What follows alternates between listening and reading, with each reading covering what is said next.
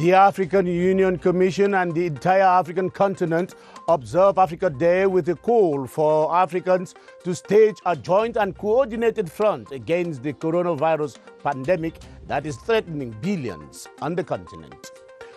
Motorways in Cameroon will soon be endowed with its state-of-the-art toll gates as a project is underway to construct 14 automated toll gates on roads in the country in the months ahead. Public Health Minister invites Cameroonians to be more vigilant and cautious as the number of confirmed COVID-19 cases in the country are climbing by the day. Those are our top stories. Hello and welcome to the program. I am Benn, MENO PUFONG, and this is the 7:30 News. The chairman of the African Union Commission has called on Africans to remain united to better attack and tackle the coronavirus pandemic. Musa Faki Mahamat, in a message on Africa Day, called for local solutions to halt the spread of the pandemic. Today is the 57th African Day, a day that was instituted to mark the birth of the defunct Organization of African Unity, the OAU.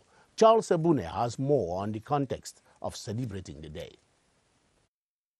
1.3 billion people. The African populace today marks 57 years of Liberation Day with the coronavirus sanitary challenge, which compares African solutions to African problems. The main message from the COVID-19 pandemic is the imperative to reduce foreign dependence and use our resources to solve our problems. This is the opportunity for African know-how to be brought to the fore.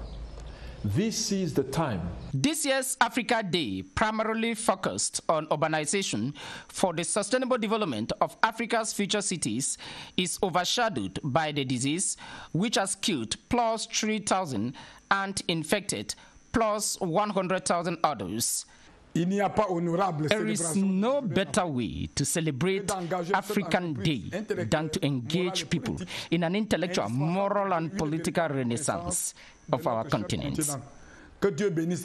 Amongst the continental events to mark the Africa Day this year is a high-level panel with African leaders virtually moderated by Nigerian philanthropist billionaire Tony Elumelu from Nigeria. I think it is not possible to ignore thousands of years of a way of doing things. Africa Day each year marks the formation of the Organization of African Unity back in 1963, today, the African Union.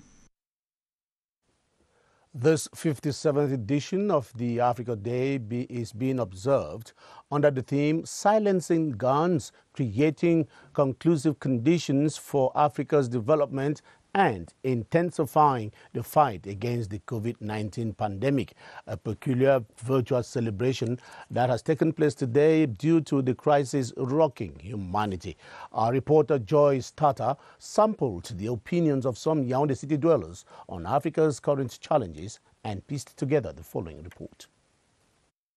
Africa Day 2020 observed in tranquility in Cameroon, though characterized by a host of reflections on Africa's current challenges in need of urgent attention. The main problem we are facing is integration is needed. Integration to face all our problems. All the countries, we have what they call existential problems. So you have to live and live well. This is the target of the human being. African countries have a lot of resources, but there is a problem of poor management. Accompanying these opinions are proposals made by these patriotic Cameroonians and Africans by implication that could help the continent eradicate these ills for a more promising future. You have to train, to learn first, and to train our children to work hard. Because when you are educated, you identify the real problem at a certain moment. African countries must commit themselves in order to put in place good policies, good governance, in order to move further than today to fight these challenges. Even as African states fine-tune measures to contain the coronavirus pandemic at this critical moment, the African Day also gives room for the promotion of African unity and stability for a new Africa. Joyce Tata reporting. It might have taken years for the project to mature, but it is here at long last.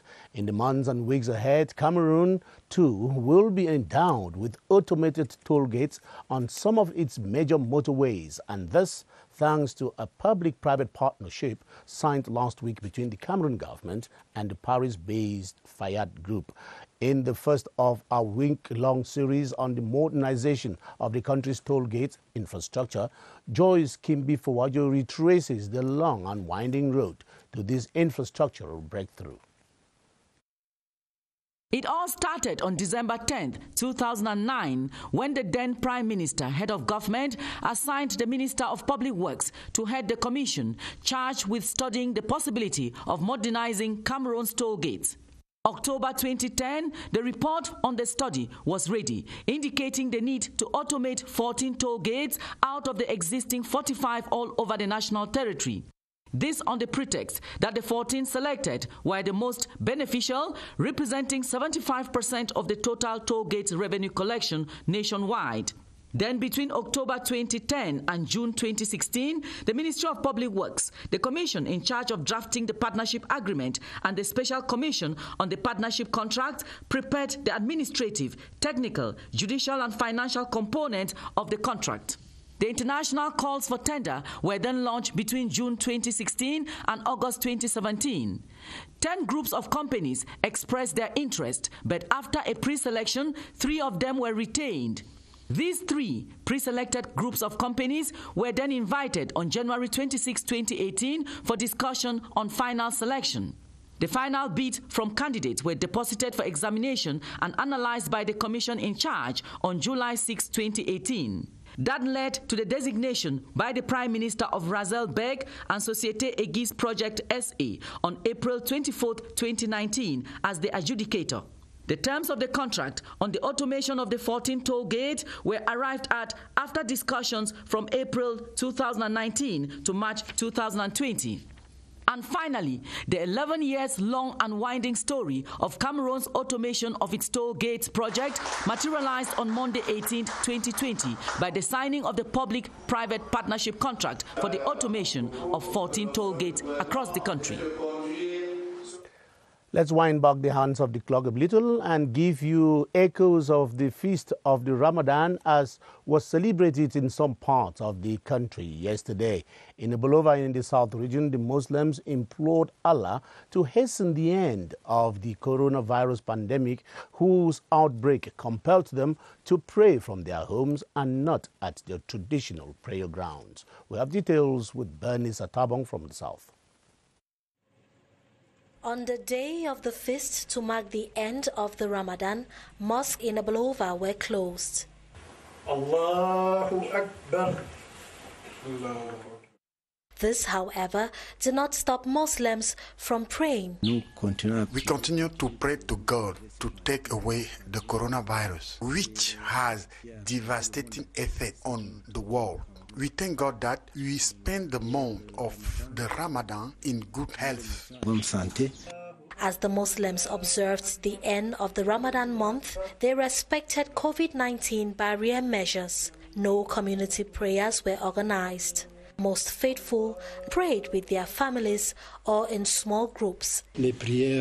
When we pray as a family, it reinforces our ties. It also helps us transmit values like the fear of God to the younger generation. I brought my family together so that we can pray for the country, the president, and for God to stop the coronavirus. Although the feast to celebrate the end of the Ramadan this year has been void of the usual pomp due to COVID-19, the faithful in Bolova say the Ramadan month has strengthened their faith. The Ramadan feast was observed in Boya amidst the respect of the measures to check the spread of the COVID-19 in the country. As we hear in the following report by Tanjong Lewis, focus was on peace to reign in that part of the country.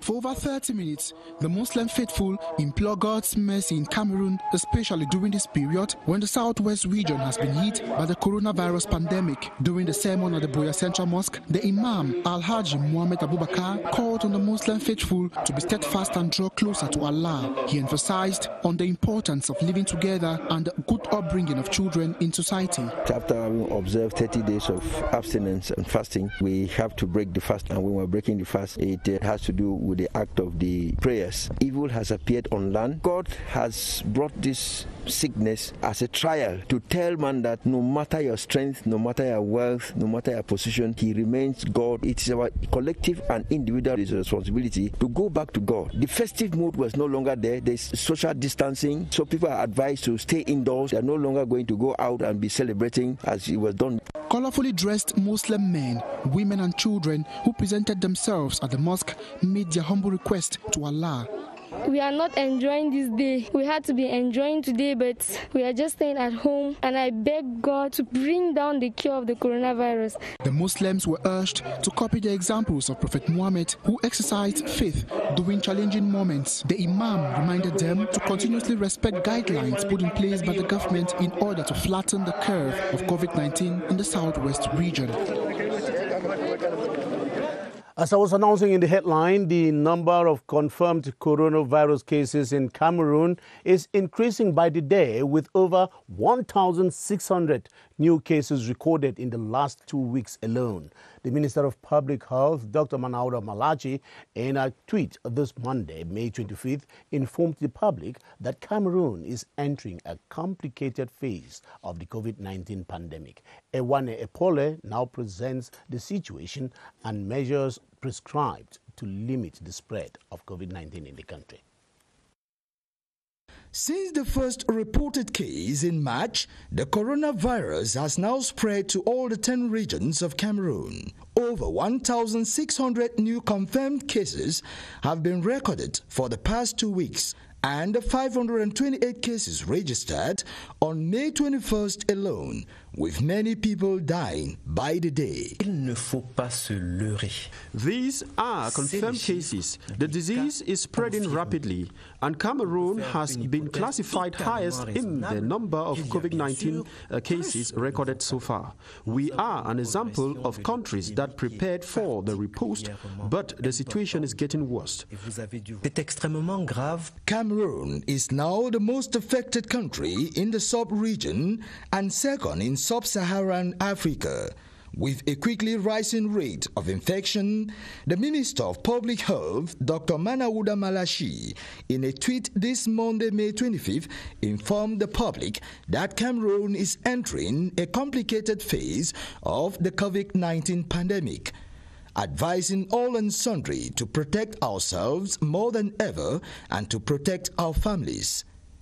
The indiscipline of Cameroonians is the result of what we are seeing today. When government limited preventive measures, the population took it as a victory over the COVID-19 pandemic. Cameroon's Ministry of Public Health has developed a preparedness plan for COVID-19, including active surveillance at points of entry, in-country diagnostic capacity at the National Reference Laboratory, and designated isolation and treatment centers. As the response to limit the spread of the deadly disease still face significant constraints, government is putting in place rapid implementation of community education programs, emphasizing hand hygiene and physical distancing, as well as the wearing of face masks, an ongoing challenge, especially in poor, often overcrowded and urban areas. And against the backdrop of those skyrocketing figures, the Member of Parliament for Fako East has donated anti-COVID-19 kits to the Muslim women physically challenged people and bike riders in Limbe to help them in the ongoing fight against the coronavirus. Charles Abuno reports on the goodwill gesture of Honorable Etombi Gladys Ikame as it unfolded in the presence of the Senior Divisional Officer for FACO. The city of Limbe has so far recorded confirmed cases of the COVID-19. This delicate situation is what motivated the MP for Fako East constituency to do more to fight against the disease by donating anti-COVID-19 kits to the target groups. Wash your hands regularly. That is so important for everybody because they are physically challenged. Many of them couldn't access the water points which are available in the town.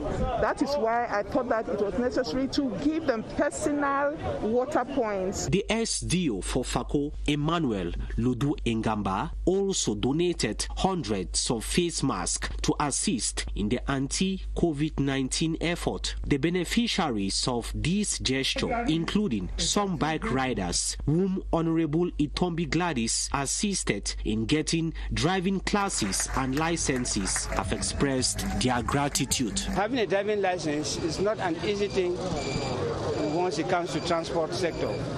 But she has made it possible for us to obtain it. So we are happy with her. In an educative talk, the director of the Limbe Regional Hospital, Dr. Kinge Thompson, encouraged the population to be more proactive and meticulous in the fight against the pandemic. The 4 senior divisional officers of the North region have been enjoined to efficiently spearhead the distribution of the 2,000 face masks donated by the head of state in their respective administrative units. Governor Jean-Abate Edi gave the instructions while handing out the consignment to the officials during a ceremony in Garwa. Vanessa Wainang Snamnung reports from CRTV North.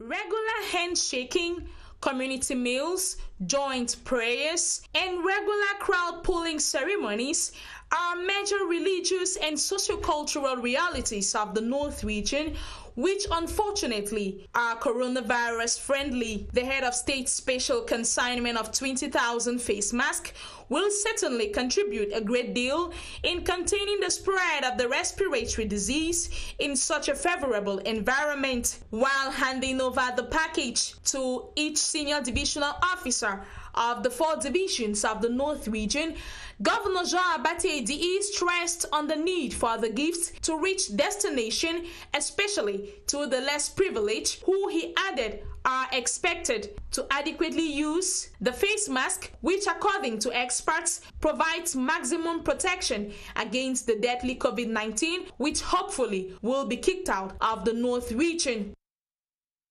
The population of Jakeri in the Northwest region, they are now in possession of their own quota of the head of state's anti-COVID-19 kits. The package was handed over to them by the DO of the locality, who reminded them to put the kits into effective use and boot the coronavirus out of the subdivision. Mercy Kuse reports from Jakeri. In Jakeri subdivision, there is no case of the coronavirus, and the divisional officer, Andrew Monoke Epule, is using the occasion of the distribution of the head of state anti-COVID-19 kit to remind the people of how deadly the coronavirus is. To each of the representatives of health facilities, churches, and communities in the subdivision, he offered buckets, bars of soap, toiletries, and face masks, which they are expected to put at the disposal of members of their communities. As highlighted by the divisional officer, social distancing and other anti-COVID-19 measures must be fully respected in order for the people of Jakeri subdivision to stay safe. And we'll now take you over to the National Health Emergency Operations Center, where our reporter Gilbert Ongene is standing by with the latest information as communicated by the team that is following up the evolution of the pandemic in Cameroon. Hello, Gilbert. What's the latest out there?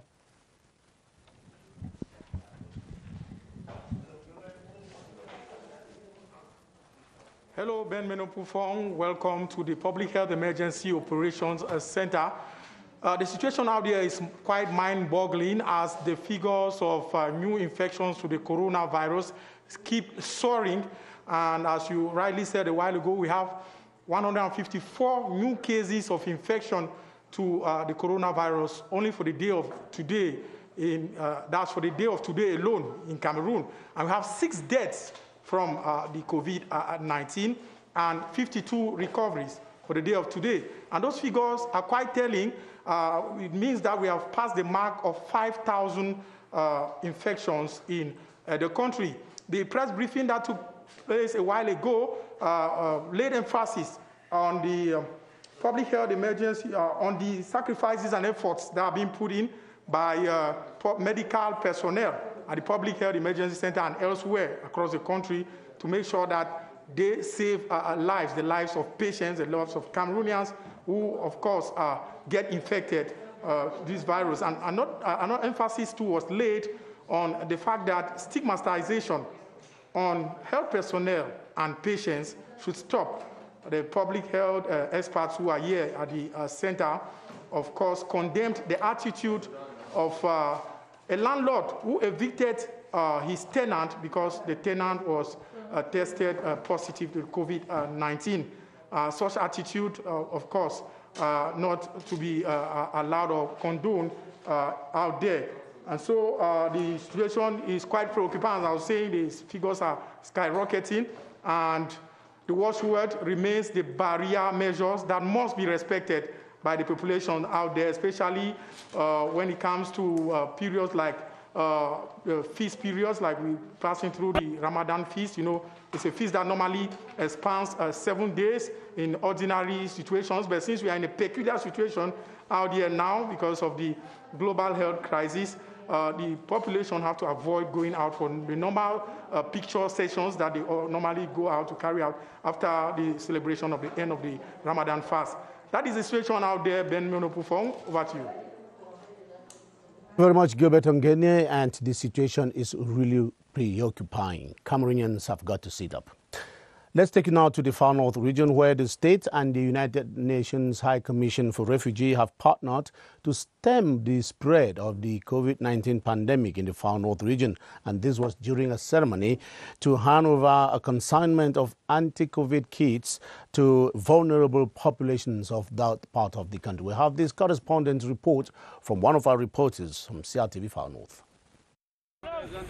Each of the 6 senior divisional officers received stocks of protective face masks graciously offered to the population by President Paul Biya, a supplementary donation which the governor of the Far North region says is timely.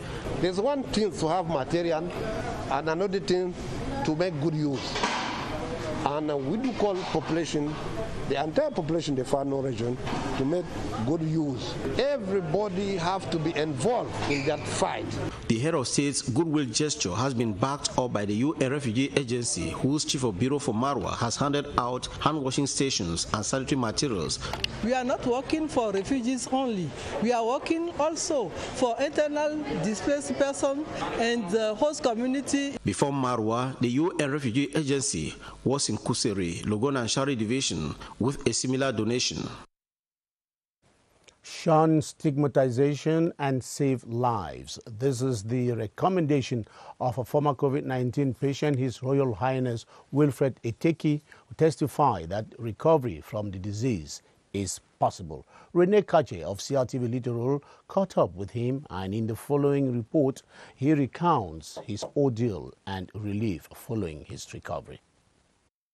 Here is one of the few courageous patients who has been treated for the coronavirus and has accepted to share his testimony with the media. When you come that close to going, you rethink your life. You think like, maybe I should change this, and this. First, he tried self-medication because he was afraid to go to the hospital. I tried self-medication, and my health didn't improve. So I was like, well, if I try and it doesn't work, maybe I should see the professionals. He fully recovered 2 weeks after proper treatment, respecting the protocol from his medical doctor. I'm feeling well. I'm really happy to be alive. and I think I'm going to change a lot of things in my life. For example, the way I eat, the way I drink. Wilfried Eteki explains that when he began having difficulties in breathing at the hospital, he knew it was his end. Death was near, and this had forced him to write his will. I wasn't even a friend anymore.